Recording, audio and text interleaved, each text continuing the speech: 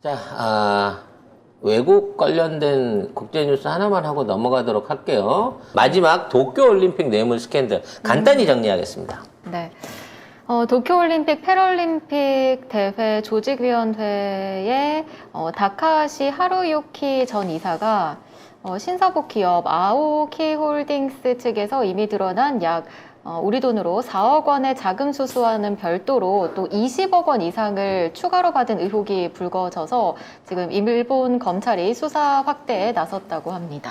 참 이게 좋은 게요. 일본 애들은 돈을 받으면 구자에 안 넣어요. 그러면요? 집에다 놔둬. 집에다가 현금으로 받아요? 현금으로 놔둬. 그래서 집을 압수수색을 했더니 네. 현금이 그대로 있는 거죠. 어머. 네. 얼마나 쉽습니까? 수사하기. 응? 확실하게. 그 큰 돈을 집에 어디다 놔둬요? 뭐 돈이 없어서 못 숨기지. 있으면 뭐 있는 게 고민일까요? 네, 그거 당연히 숨길 수 있는 거죠. 네. 내용을 보면 이 올림픽 자체가 완전히 돈지랄이었다는 거고 이 돈들이 어디서 왔냐는 걸 봐야 돼요. 네. 결과적으로는 이제 스폰서 기업들한테서 이걸 받은 거야. 근데 이제 우리가 알고 있는 삼성이나 도요타 같은 메인 스폰서 큰 파트너스들은 전부 다 이제 그 올림픽위원회랑 직접 계약을 해요.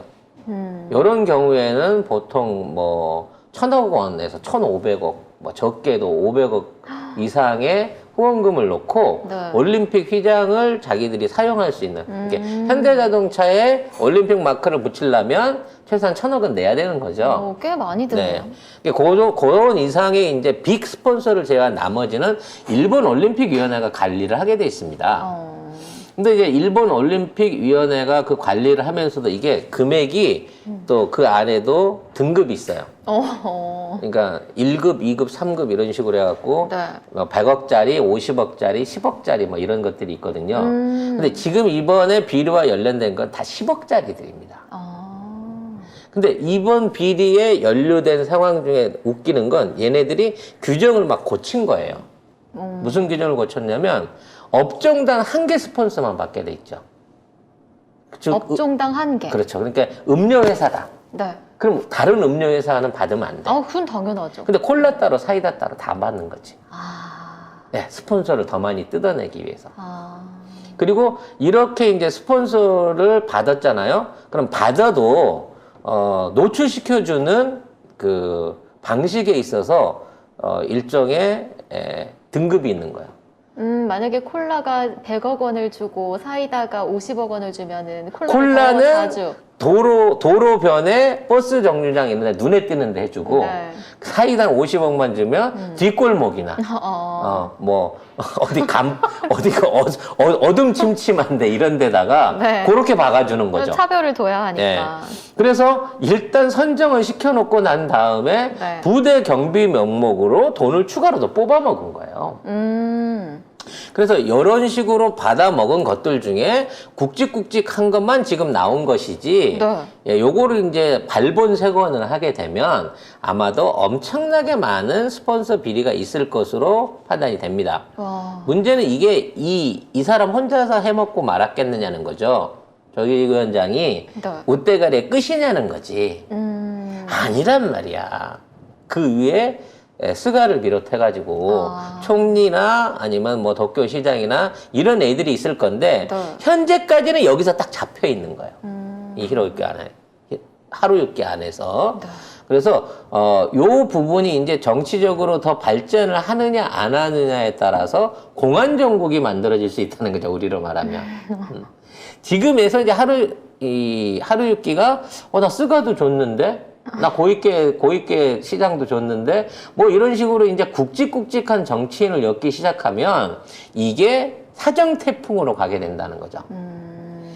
이게 뭐 빈번한 예입니다. 카지노 관련해 갖고 그 돈 받았던 의원들 관련한 것도 있었고 뭐 이번 올림픽 관련해서 이래저래 컨텐츠 관련해서 굉장히 많은 돈들을 관광업계나 이런 쪽에서 다 받아 먹었거든요. 네. 그래서 이런 부분에 대한 비리가 사실은 몰라서 안 캔 게 아니에요. 그동안 있었어도 못 건드린 거지. 근데 이게 터져 나온다는 얘기는 필히 일본 정계 안에서, 그러니까 이 비리 내용이 중요한 게 아니야. 네. 일본 정계 안에서 일종의 모종의 폭탄이 터지기 시작한다는 거죠. 이거는 가장 소규모일 거 아니에요. 20억 원은. 그렇죠. 그러면서 우리나라 검찰이 하던 식으로 히로유키가 다 불었어. 스가 뭐 고이케 뭐 고이즈미 다 불었단 말이야. 네. 그 중에 꼴배기 싫은 놈만 스가 하고 고이즈미만 잡아가지고 수사를 확대하는 거죠. 네. 그래서 결과적으로 정치적인 이 일종의 색출 작업이 본격화되지 않았나라는 생각을 해보게 됩니다. 그러니까 우리나라의 그 지금 한동훈이 하려고 하는 네. 그런 짓거리들의 원조가 일본 아니겠습니까? 그렇죠. 대표적인 게 일본 도쿄 지금 특수부예요. 이런 정치 관련된 내용들은 전부 다 도쿄 지금 특수부가 전부 다 맡아서 진행을 합니다. 우리나라도 정치인 관련된 모든 고발이 중앙지검 일부에 배당돼 있는 거랑 똑같은 상황인 거죠. 네. 그래서 요와 관련해서 지금 이 히로유키와 함께 덴츠를 털고 있습니다. 덴츠. 덴츠. 일본 최고의 광고 회사이자 네. 실질적으로 이번 올림픽을 기획하고 거기에서 운영되는 모든 종류의 비용을 전부 다 빨아먹은 게 덴츠예요. 심지어 덴츠는 우리 저 여행 가고 밥 주고 뭐 밥 티켓 할인 티켓 날리고 뭐 이런 것까지 네. 전부 다 맡아서 운영하는 회사고 아베의 실질적인 자금줄이었던 회사가 덴츠입니다. 근데 덴츠가 일본에서 제일 큰 광고 회사고 아마 단일 규모로는 전 세계에서 제일 클 거예요. 어마어마한 돈을 버는데 반해서 계속 지금 적자를 내고 있거든요. 네. 국가 홍보 관련된 광고들을 다 따고 이런 올림픽 행사들을 다 하고 말하자면 떼돈을 벌어도 어마어마하게 벌어야 될 광고계의 공룡인데 지금 재정을 들여다놓고 보면 매년 수백억 엔씩 적자인 거예요. 수천억 원씩 한국도 적자를 내고 있다는 거지. 네. 이 얘기는 댄스를 통해 갖고 엄청나게 많은 정치 자금이 세탁이 됐고 그 돈이 흘러 들어갔다는 거예요. 그러면 그 돈이 어디로 갔냐? 이건 무조건 아베 계열로 흘러 들어갔다는 거죠. 결국은 지금부터 아베 계열에 대한 선별적인 핀세트 숙청이 정치적으로 시작됐다. 그것을 예고하는 예고편이 히로유키의 구속과 올림픽 스캔들이라고 볼 수 있는 거죠. 근데 일본은 이제 이런 와중에도 이미 이제 올림픽에서 어떻게 뽑아먹는지를 봤잖아요. 네. 그래서 그와 관련된 새로운 그 뽑기를 위해서 지금 2030년 삿포로 동계올림픽을 유치를 하고 있죠.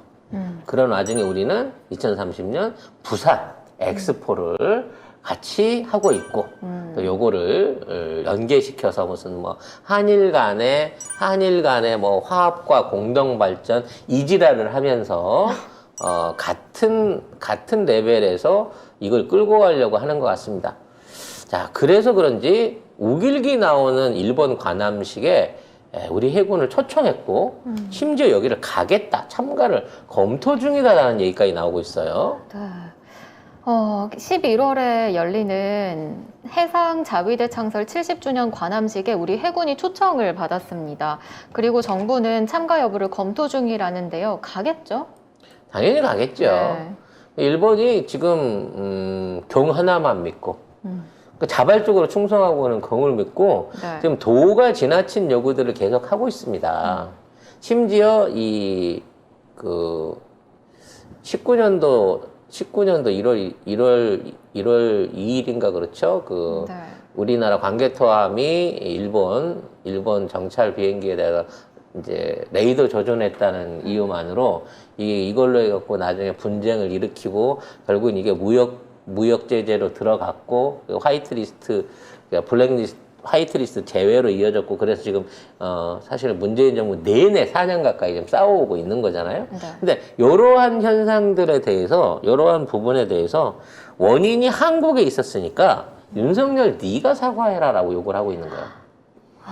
그러니까 일어난 거는 문재인 정부 때 일어났는데 네. 그로 인해서 한일 관계가 이렇게 나빠졌고 지금 화이트리스트에 안 올라 있어서 사실은 일본 소재업계가 더 고전을 하고 있는 상황인 건데 거기에 대한 원인을 해결하기 위해서 성렬이 네가 사과해라라고 얘기하고 있는 거예요.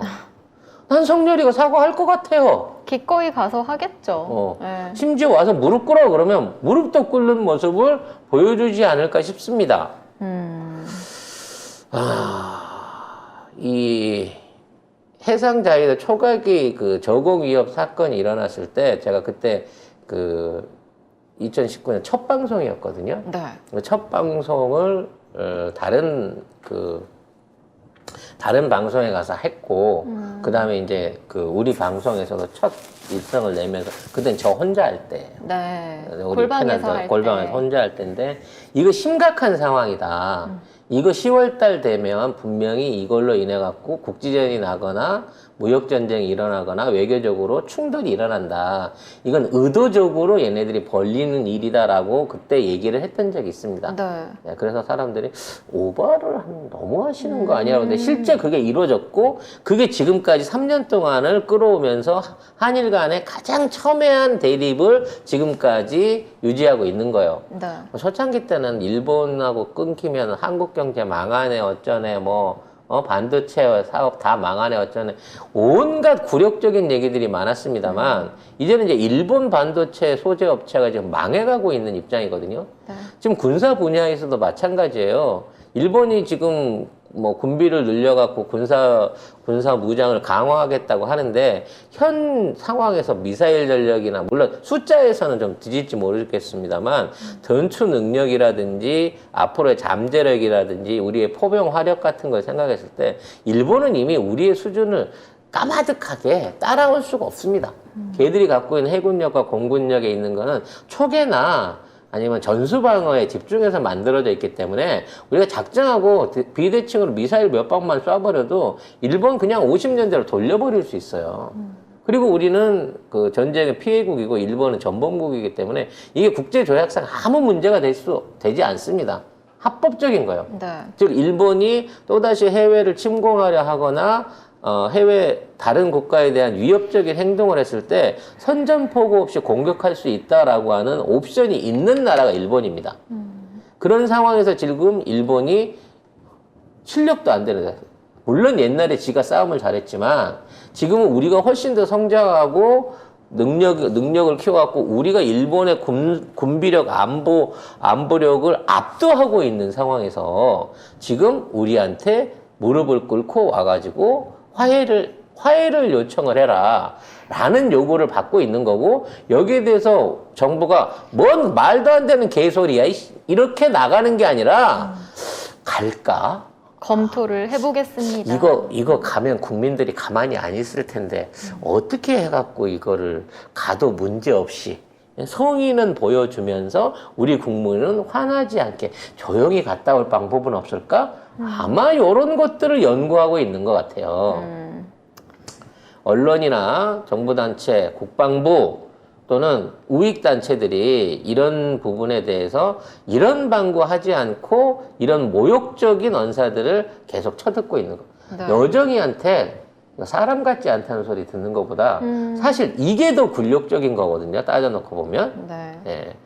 윤 정부가 어떤 방식으로 이 사안에 대해서 해결 내지는 결과를 내놓을지 눈여겨 지켜봐야 될 것 같습니다. 저는 이거 보면서 올해 안에 지지율 한 자릿수 나오겠다는 생각이 들어요. 날씨랑 수렴하니까 네. 예, 한 11월 달 되면 뭐 8%, 9% 네, 나오지 않을까라고 고민을 해봅니다. 네.